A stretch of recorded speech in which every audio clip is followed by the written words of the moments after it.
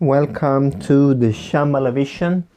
My name is Mikael Ananda, and today I'm going to speak about democracy.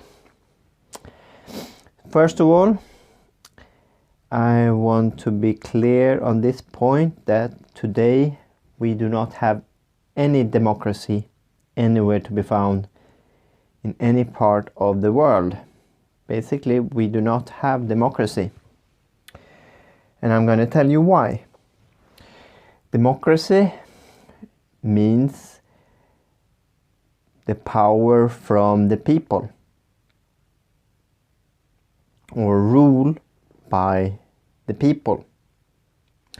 So I would say that we do not have a government anywhere in the world which is ruled by the people.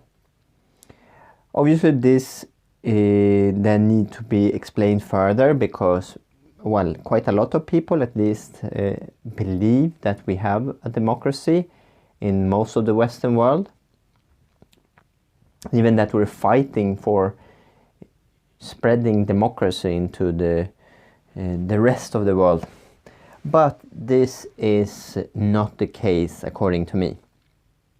Rather, we have something more close to fascism, or ruled by corporations. So even though we have something called democracy, it is not democracy. And why not?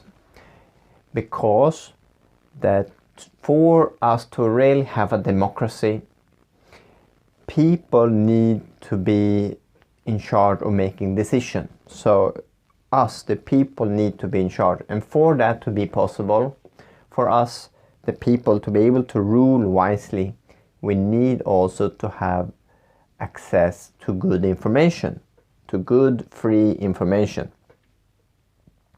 And for that to be possible, the information given to the people also needs to be controlled by the people themselves.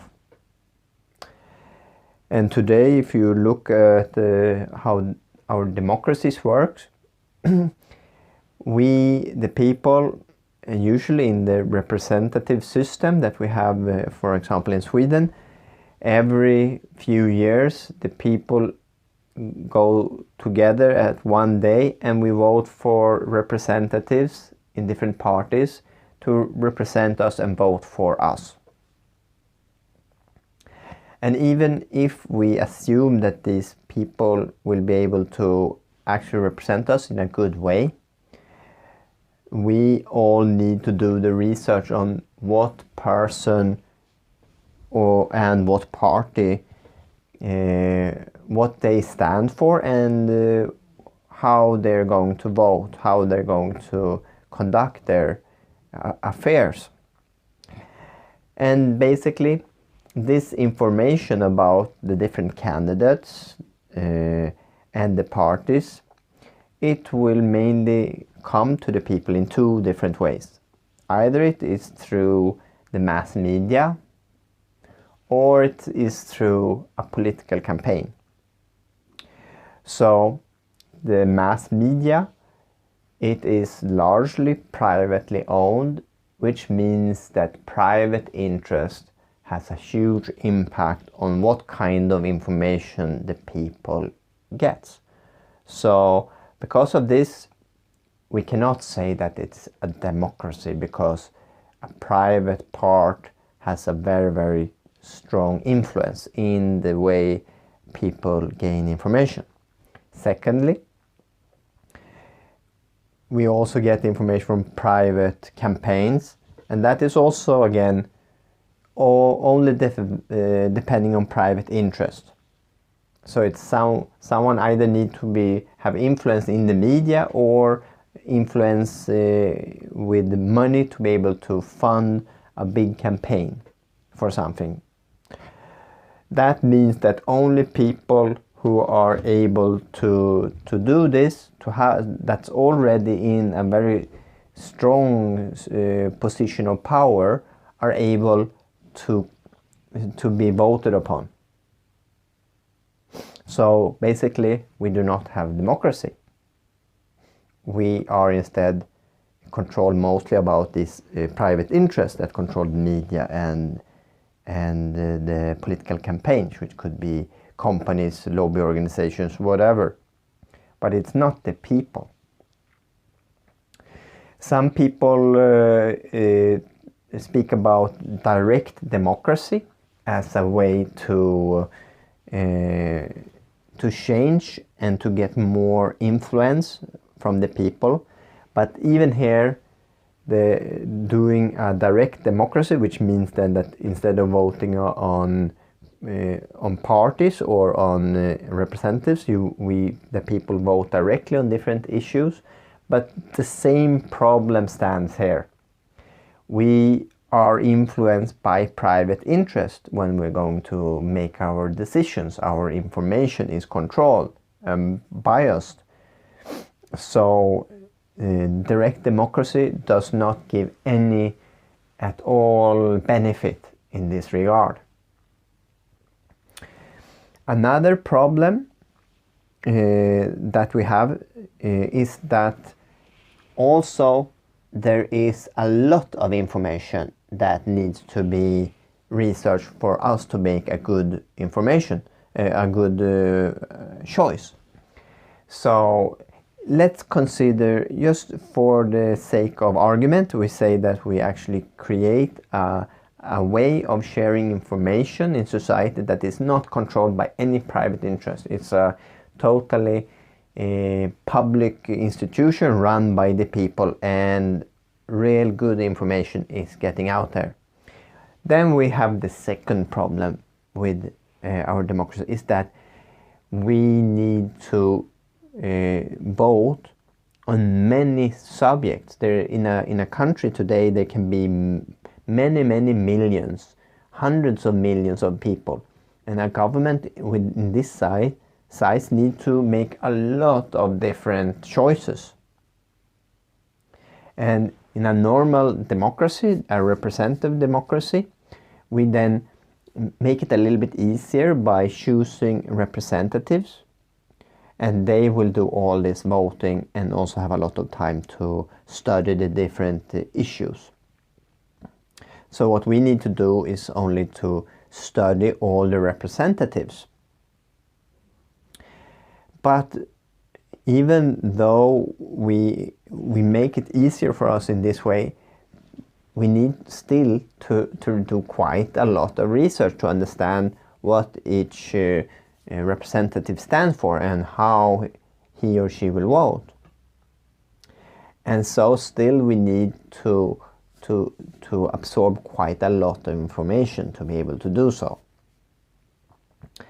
And in the case of a direct democracy, where the people actually are going to vote on many topics, then this will be absolutely insane. It's totally impossible, because even if you're a professional and working full-time in politics, you will not have enough time to be able to involve yourself in all different topics of a large government. It's impossible. It's not enough time, and so much less than could a normal person be engaged and do the research necessary. So a direct democracy, even though it sounds nice, is in many ways much worse than a representative democracy. It's just even more difficult. It actually does not work at all. So for all the people who are very into this direct democracy, because it gives a sense of the people have more to actually contribute with, this is actually a false sense. It doesn't make any sense at all, actually, if you think about it. Some people claim that if we get more power, we will also take the time to actually make good decisions. But it doesn't matter. If you want to make a good decision, you will not be able to, because it's so much information to process that it's impossible, virtually impossible. So in that sense, we do not have democracy, because for us to actually have a democracy, the people need to make the decision, number one, and we need to have information coming to us that is actually also controlled by the people. And third, we actually need to be able to absorb all the information to be able to make good decisions. So none of this in the current democracy, or neither in a direct democracy, which is actually there are some countries using different kind of direct democracy, but they do not have democracy, not truly. They have a system run by private interest. But there is a solution to the problem. Doing my research about democracy and the problems of the world, which is basically, it boils down to democracy. There is no democracy, and thus the private interests are controlling the development of society. And as greed and hunger for power is such a prominent part of our culture and our current state, the whole world is run by greed, and thus choices are not made to benefit the population of any country. It's only made to benefit the small group that actually is in control of the democracy. But there is an option, and the option that I found is called Fractal Democracy, or dynamic fractal organization. And this system solves all of these problems. It's really the future for true democracy, and it solves it very nice and neat. And I'm going to explain a bit about how a fractal democracy can be used for running a government, and it could be any size government, really any size, because fractal in itself are perfect for scaling up. A fractal, as you might know, is something that repeats itself. It's the same process, repeating and repeating, always creating more and more nodes. It's like it's growing, like everything in nature. First you have the big stem in the bottom, in the base, and then all the branches go out, and then smaller branches go out. So it's like a process that's repeating itself, but every part has the same complexity. And this is very good with scaling things, because it scales very well. You just have more layers, more iteration in the process, but always the same difficult or complexity, and you will be able to scale up to any size. You could actually have a world government being run using this fractal organization, and still you will make all the decisions, everything will be just in chunks. Everything will be in the same size chunks. So it's not like, and normally the more people you have, the more different choices you will have. But this is not true when it comes to this fractal organization, because everything will be split into equal size chunks. And you only need to focus on your part. So to explain this, I will do an example how this could be done for a country. And now I'm just using this as an example. It can be organized in many different ways, but just so you get a notion of how this is possible. So instead of having a democracy where we choose a representative every 4th year, we could have a more active democracy. So we do voting every month or so, for people to be more into and active. And first of all, we need to make a nice chunk. We cannot study everything. So to start off, everyone chooses different topics that they are interested in and that they feel are important for them in the development of society. So everyone chooses a few topics out of a set of topics that exist. And then after choosing your topic of interest, you will be assigned to a group. And this group can be any size, and for this example, let's say this group is 30 people. So basically, everyone in the whole country are put into these smaller groups of 30 people. And in this group, all the people have similar interest or share one topic that they all want to discuss. And the first thing that is done in this circle, this group of 30 people, is that everybody does their own research on this topic. So everybody research and then present to the group their research. So you will have a very specific topic and a very specific question. And to start with, will be quite broad. In the first level, it will be just general terms, what different options there are, and then later on it will be more refined. Just like a tree, you have just a big thick branch, and then it will go out to smaller and smaller, and then out to the leaves and so on into the details. But in the beginning we keep it just to the basics. So we're discussing a topic on a very fundamental level, but everybody in the groups does the research and presents it to the group. And this is the solution to the problem of the mass media and the political campaigns.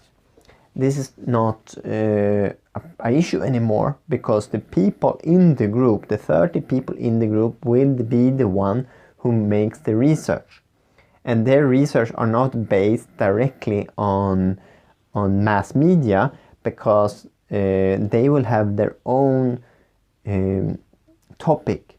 So they will be able to study the mass media, for example, but also go on their own research on the internet and books and so on. And everybody will have the possibility to share their point of view.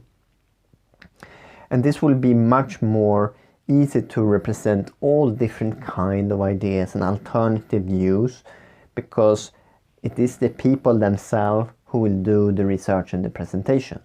So in this way, the system of sharing information will be totally controlled by the people. So this requirement of a democracy will be fulfilled by this way. And then you have this topic and you present all this information, and you have a debate within this group of 30 people. You will be able to share your viewpoints on others' presentations and what you think, and you can continue for a while. And when this is completed, you will make a choice. But instead of choosing voting for a special issue, because we're on such a basic level, we're not really voting on any particular thing at this time. Instead, we're actually choosing representatives. So this is like a representative democracy in this sense.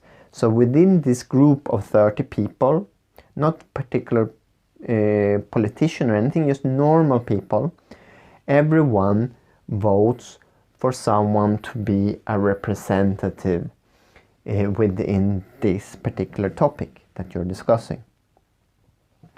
So let's say we have 30 people, everybody votes, maybe they have one vote for the one they like, or several votes, but in the end, the 3 people with the highest votes will be representatives of this whole group. And that is then 10% of the group. So if you have 10 millions from the beginning, you start by making then groups of 30, but then you choose the representatives, and after the first voting only 10% will be left. So there is only 1 million people that are chosen. So this are 1 million representatives. And then this continues, that all the representatives, all these 1 million people are once again, depending on the interest they have, and the topics they want to discuss, they are going together with other people, forming new circles of 30. And this is so important to understand, that we always keep the same amount. The complexity stays the same. So in this next circle, it will be exactly the same as the first. You will discuss this topic, you will do more research, you will present the research to the group, and you will also be able to present the information that you learned during the first group. So you've already been listening and researching this for a while during the first election phase. So in the next one, you will be able to do even further research and present this and get all the knowledge from everybody else. So you will get more knowledge. And after this second session will be completed, where also you will have a little bit more topics, because the different topics from all the different groups, they might differ a bit. So you will have to broaden and see more things, more topics, or more different point of views within this topic will be presented. And then again, everybody votes for one representative in the second level. So 10% again will be chosen, like 3 people from each group. So in the second level we had 1 million people. The third level, there will then be 100,000 people. And all of these people once again will be divided in groups of 30, and the process will continue. You will have more topics, more viewpoints, and a third time everybody will do the research needed, present it back to the group, and this will continue. So each time you have the same amount of studies to do, the same amount of voting to do in every group. The only difference is that some people who are representatives, they will be doing this many times. So first you have the 10 million people, then you have the 1 million people, then the 100,000, then the 10,000 people, then 1,000, then 100 people, and then 10 people. So in the top you could have a circle of 10 people. And how many levels is this? There's not many levels, you see? There's not many times anyone needs to do that.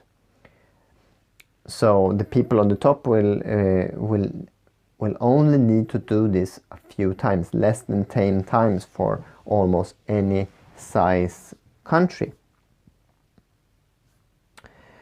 So it's quite easy, though if you go higher up as a representative, probably you'll need more time to discuss the particular issues. When it comes to the details, you might need more time. And to solve this, everyone who will be representatives, they will also get paid for their work. Actually, you could actually pay everyone to be part of this. Even going in the first level, for all the people, there can be some kind of reward or payment for being active and doing your chore as a citizen. But especially if you go up and go through several of these iteration or levels, you will need to get something back for doing this service.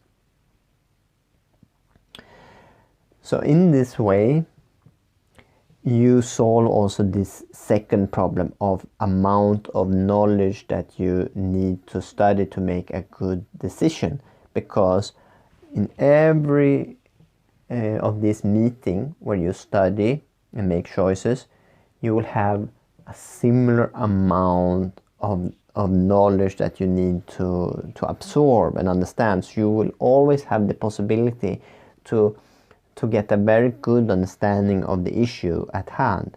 You're not going to look at everything at the same time. You always look only on a subset of information that is chosen to be just big enough for you to be able to study it in full. And this is the simple solution. Actually, there's not really need to discuss it further, because it's already done. It's that simple. With this kind of fractal democracy, you can create a government representing a few hundred people up to a few hundred millions, and the difference is not so big. It's just the amount of levels you need. Obviously, if you have 100 millions, it will be more work than if you have 10 millions. But actually, how much more work is it? It's only one more level. To cover a country of 10 million and 100 million, the difference is only one level. And even if working to make a decision in each level, let's say it's a fixed amount of time you get, let's say it's a month. So you're actually working with your circle a full month of doing your research, presenting it, and making a decision. So to govern a country of 10 millions compared to 100 millions will be only 1 month more of work. Can you see that this is almost nothing? It's so efficient. It's so scalable. So this is a true democracy that actually can be a world democracy. And it is something that I feel is this is the future. Nothing can compare to this. I've been looking at the direct democracy as well as something called liquid democracy. That is supposedly options to our representative democracy, better options, but none of this actually has the solution to neither of these two problems of the information being controlled by the people, nor the second problem of the amount of information that you need to process. But the fractal democracy has. So there is really no possibility to do a government with this many people without using a fractal system. It's the only way. It's the way that nature does things. Everything's always subdivided. So we need to do it also. There is no possibility to avoid this. So saying this to you, I feel that this is so important that I really want to start acting on this. I want to collect people that have the intellectual understanding and capacity to actually see that this is revolutionary, that this is the only possible system, and who are willing to support the process of sharing this knowledge with others. And I would like to see many things happening from this. By starting to promote the system, it could be first shared to organizations, smaller organization and large organization, as a method of making decisions. It can also be used in communities and can be used in companies, anywhere. So we can start by sharing this knowledge to any group of any size. It doesn't need to be only for making a democracy and a government. It can be any kind of body that makes choices and that represents people or members. Secondly, I want to use this and promote this as a way of creating political parties. That there will be a new wave of fractal democrats coming. And it could be any political party adapting to use a fractal system in their own. It doesn't have anything to do with what kind of information or political ideas and vision they have. It's all about how they develop their decisions within their members. So any party could use this. And I would like to see the start of a new party that is the Fractal Democrat, where the issues that we are going to work for, the vision, is created by the members themselves. It's like a fully democratic party representing the members only. It doesn't have its own agenda. Obviously, one of these, the basic vision is also just to promote democracy. So this should be, for me, I want to start a political party, a Fractal Democracy party, with the vision to create true democracy. This should be enough. And when that has happened, everything can happen. If we have true democracy, all the problems will be visible and we can change it. So this is the core thing. So I want to create this Fractal Democrat Party, and through that party also share this further. So you people out there, if you feel and understand that this is a very, very interesting thing, please connect with me, and you can find me on uniteawake.com. And my full name is Mikael Kromsjö. And please send me a mail and show your interest. And I'm very interested in first starting an organization for sharing this, and then a political party as well, and then just continue in all possible ways. I'm also interested in using this knowledge and this way of organizing to create online system for voting that can be used for organizations or for anything really, but making this available online. And I already started developing this, so this is also a core thing of the coming organization that I want to create, is to use this online tool and continue to develop it, and then also make this available for all organizations to be used. And it could also be a method of actually creating income by leasing out these technical solutions to bigger companies and so on. But basically, I want this technology to be freely available, open source for all non-commercial interests, just to spread true democracy. So please don't be shy. I need you to help out.